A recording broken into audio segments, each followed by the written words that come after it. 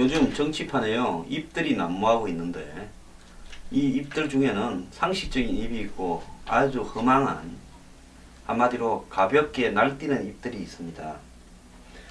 더민주의 지금 비대위 대표를 맡고 있는 김종인 위원장, 저는 이분이요, 이번에 이 북한의 핵과 미사일, 개성공단 폐쇄, 사드 부분에 있어서 정확하게 국민들에게 접근할 수 있는 상식적인 이야기를 하고 있다고 봅니다. 문재인 대표가 전쟁이냐 평화냐, 전쟁하자는 거냐 말을 했지만은 이분은 자기 할 말을 다 했습니다. 오늘 대통령을 만나서도 개성공단이 갑자기 문 닫은 데 대해서 좀 소상한 설명이 필요하다 했고요. 중국은 북한을 버릴 수 없다는 입장을 잘 참작해서 대중 외교를 강화해야 된다, 이 이야기를 했습니다. 저는 이분의 이야기가 맞다고 봅니다. 개성공단 문 닫은 부분에 대해서 오늘 대통령이 소상하게 이야기를 했죠. 왜 닫게 되었는가 하는 부분에서요. 마치 북한의 핵과 미사일이 우리나라 국민들을 겨냥한 게 아니고 미국하고 싸우는 거라는 이런 우리 사회에 안일함이 있다는 거. 우리가 아무리 퍼줘봤자 90억 불을 퍼줘봤자 북한은 자기 할 때를 도리대로 원하는 대로 가고 있다는 겁니다. 자, 여기서 핵과 미사일이 이제는 위협까지 되었으니 우리가 개성공단을 문을 닫지 않고는 어떤 논리로 북한의 핵과 미사일을 폐기하라고 말을 할 수 없게 돼 있다. 이런 부분을 오늘 이야기한 거 아닙니까? 자, 이분은요, 어제 황교안 총리가 최근에 이런 사태에, 안보 사태에 대해서 협조를 요청하러 오니까 뭐라고 이야기를 했는가 하면, 그래서 김종인 대표 자신이 당내 개성공단 폐쇄라든지 사드나 이런 문제에 대해서 단순히 찬성하냐 반대냐라고 말을 해서는 안 된다, 이렇게 말을 했습니다. 정부가 하는 것 중에 단지 야당이 무조건 찬성이냐 반대냐가 아니라 이런 전후 사정들을 들어보고 필요하면 야당이라도 그 부분에 대해서 힘을 실어야 된다, 이런 이야기죠. 또 박근혜 대통령의 이 국회 연설과 관련해서 김 대표가 개성공단 중단이 어떤 사정인지 알 수 있도록 박근혜 대통령이 설명을 하는 게 좋겠다고 말씀하는 것이 대통령한테 국회 시정연설을 하게 된 요인이 되었다라고 이야기하니까, 솔직하게 이야기하면 이해하게 되는 사람도 생길 거라고 말을 했고요. 나라를 위해 야당도 협력할 수 있다라는 확신을 가져도 좋다. 건전한 야당으로 발전시키려고 내가 들어온 거다. 자, 이분이 이렇게 말했습니다. 또 이분은요, 14일 밤에 열린 비공개 지도부에서요, 더민주의 지도부 회의에서요, 안보에 대한 우리 당의 정체성이 무엇인지 진지하게 생각을 해보자. 우리의 정체성은 이념이 아니라 민생 아니냐라고 말을 했습니다. 그리고 이분은요, 햇볕 정책은 시행 당시는 옳았지만 지금도 타당한지 진단을 해봐야 한다. 정부의 대북 정책을 비판하려면 정확한 정보에 기반을 두어야 한다라고 말을 했습니다. 또 북한 괴멸론 발언을 한 부분에 대해서 야당과 정체성이 맞지 않다는 비판에 대해서 내가 다 생각이 있어서 한 말이라고 했습니다. 자, 김 대표가 이러니까 박영선 의원 신지도부는 지금 김 대표의 노선에서 크게 벗어나지 않고 있어요. 다만 구지도부, 친노 핵심들만 난리를 치고 있습니다. 제가 친노가요, 한국의 정치에 있어서 무조건 다 나쁜 것만이라고는 이야기하지 않겠습니다. 이 사람들이요, 한국의 정치에 가져온 긍정적인 요인도 있습니다. 다만 이 사람들이 진짜 문제가 있는 부분이 뭔가 하면 안보 문제에 있어서, 북한 문제에 있어서, 햇볕 정책 등에 있어서, 개성공단에 있어서 교조적으로 접근하고 있다는 겁니다. 이 사람들이 이것만 버리고 나면요, 아마 대한민국 국민들의 지지가 훨씬 올라갈 거고 쉽게 집권을 할 수 있을지도 모릅니다. 근데 이게 안 되는 사람입니다. 왜 안 될까요? 자, 1번, 대학 다닐 때 친북 종북을 해서 그것이 지금까지 뼛속에 깊숙이 남아있어서. 2번, 자기들이 북한한테 그렇게 퍼주기 정책에 앞장섰는데 지금도 아니라 그러면 쪽팔려서. 3번, 김대중 노무현 대통령이 한 일은 무조건 부정을 하면 안 되기 때문에. 4번, 또라이들이라서. 여러분들 1, 2, 3, 4 중에서 뭐라고 생각하십니까?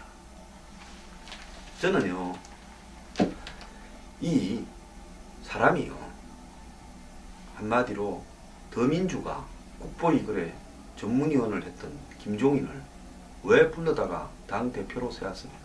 당대표로 안 세우면 죽을 판이 되어서 그 경력이 어떻든 말든 살려달라고 그 사람의 경제민주화는 이런 가치들 그리고 다수 이 안보 문제에서 온건한 가치들이 그래도 지금 코너에 몰린 친노들을 구할 거라고 보고 한 거 아닙니까?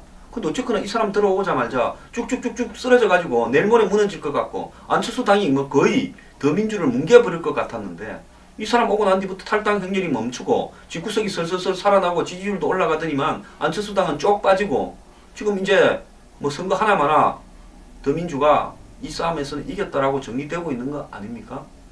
자, 국보위 했거나 말거나 내가 죽게 써서 가서 데려온 거지. 김종인이 죽으라고 내 좀 넣어달라, 대표시켜달라 해서 넣어준 거 아니지 않습니까? 그러면 이분은요, 친노가 원하는 대로 그런 거 역할만 해주고 나머지 부분에는 그냥 친노 하라는 대로 하는 허수아비입니까? 그 허수아비 하나 갖다 놓고요, 무너져가는 집구석에 버티고 있어서 선거 이기고 난 다음에 고맙습니다, 집에 가십시오. 이렇게 하려고 왔겠습니까? 더민주, 과거의 새정치회나 민주당, 자기들이 몇 번을 만드는 대선 총선 패배, 백서, 왜 우리가 선거 때 판판이 깨졌냐라는 백서에 보면 대북 문제에 있어서 교조적으로 친북적으로 접근을 한 부분에 대한 부분을 시정을 하지 못했다라고 적혀 있습니다. 반성을 백날 하면 뭐합니까? 반성문 써놓고 돌았으면 또 다르게 가버립니다. 자, 뼛속까지 빨개서 그럽니까? 왜 이럽니까?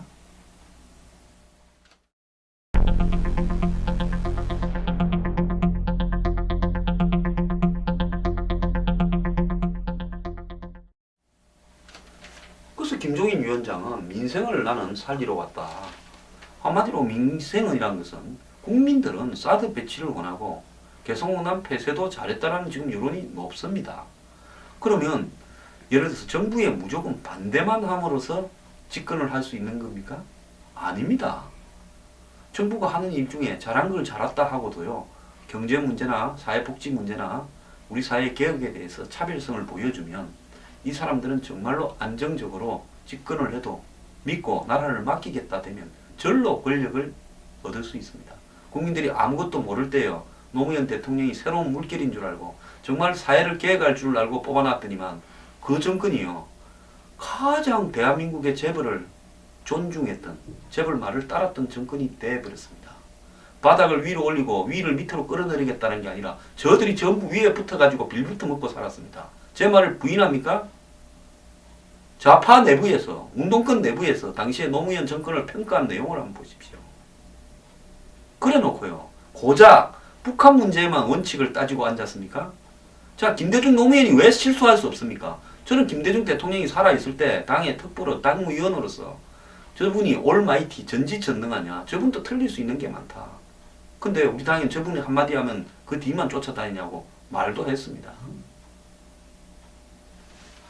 정신 차려야 되는데요,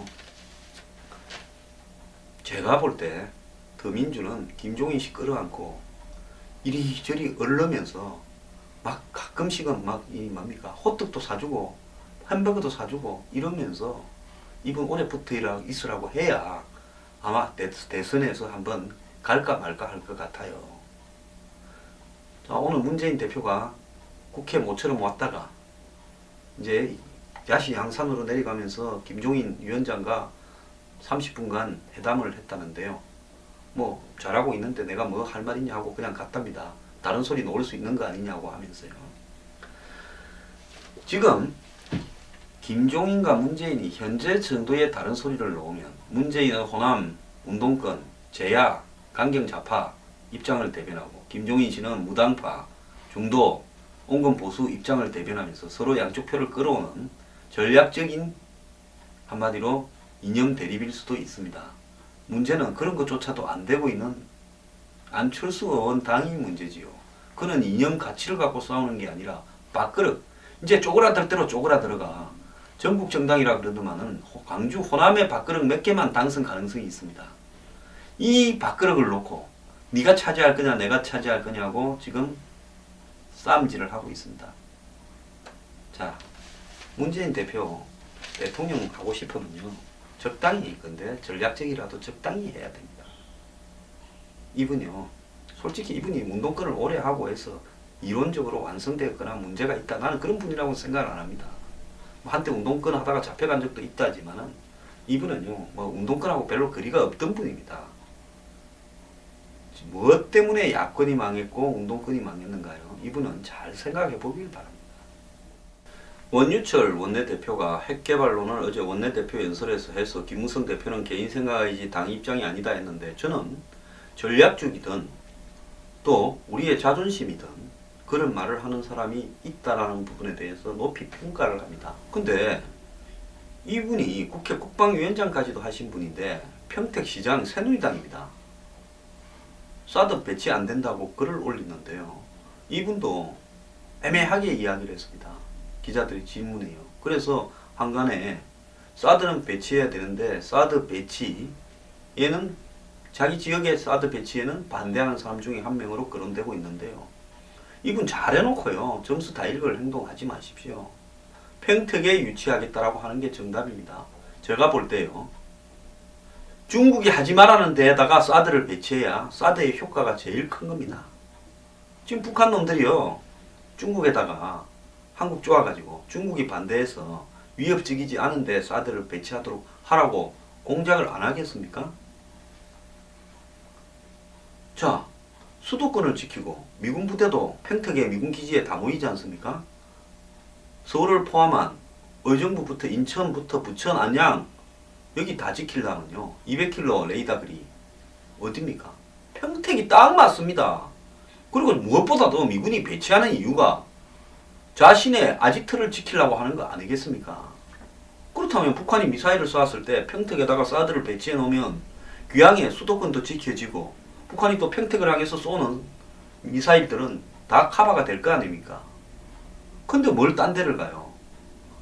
원유철 원내대표는 내일이라도 평택에 사드 배치하자라고 이야기를 좀 할 필요가 있습니다. 아니 평택에 미군기지 들어가서 평택 경기 살아나서 요즘 얼마나 좋습니까? 평택에 해군 시설이 있고요. 각종 뭐 LNG 이런 시설이 있는데 그런 중요한 시설이 다 모여있는 평택을 사드 우산 밑에 딱 넣어야지요. 어디다가 합니까? 무슨 전자파 같은 그런 허무맹랑한 소리를 믿습니까? 원유철 원내대표가요. 정말로 끝까지 평택에 사드 배치를 반대한다면 원대표는 봉천에서 배제돼야 됩니다. 사람이 노블레스 오블리제가 있지요. 그러지 않습니까? 무슨 사드가 님비입니까? 사드 떨어지면 사드 배치되면 집값 올라가야지요. 왜 집값이 내려갑니까? 안전해지지 않습니까? 저는 가끔 가다가 대한민국이 미쳐가고 있다고 생각합니다.